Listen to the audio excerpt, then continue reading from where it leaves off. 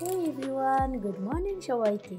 আজ তো হলো পৌষ সংক্রান্তি, তাই সকালবেলা তাড়াতাড়ি করে উঠে স্নান টান করে রেডি হয়ে গেলাম বাপের বাড়িতে যাওয়ার জন্য।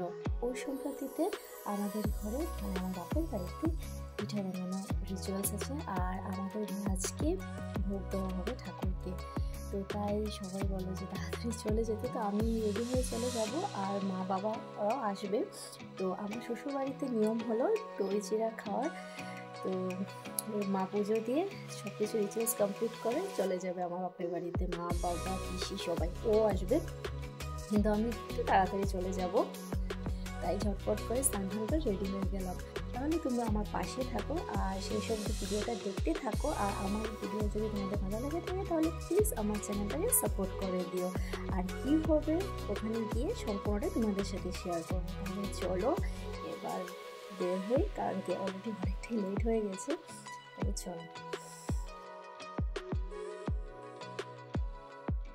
তো আমি বের হয়ে গেলাম বাড়ি যাওয়ার জন্য। আর আমার শ্বশুর বাড়ি থেকে বাবার বাড়িতে যেতে প্রায় 10 থেকে 15 মিনিট সময় লাগে হেঁটে, তাই হেঁটেই চলে গেলাম।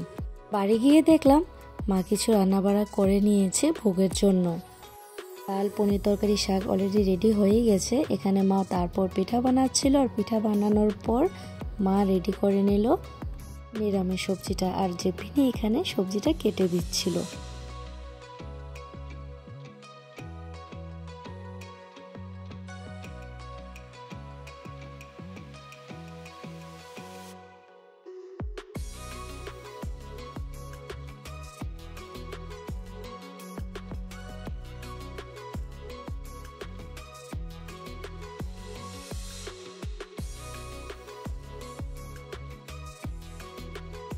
সবকিছু রেডি হয়ে যাওয়ার পর ঠাকুরকে ভোগ নিবেদন করা হলো।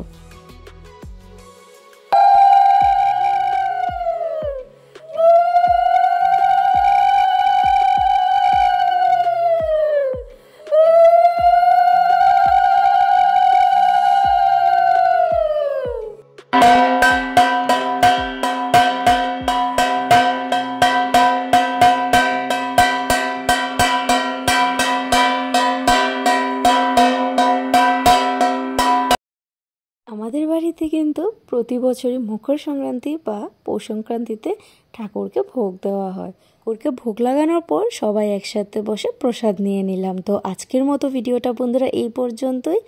দেখা হচ্ছে তোমাদের সাথে নেক্সট অন্য কোনো দিন, নেক্সট অন্য কোনো ভিডিও নিয়ে। আজকের মতো টাটা।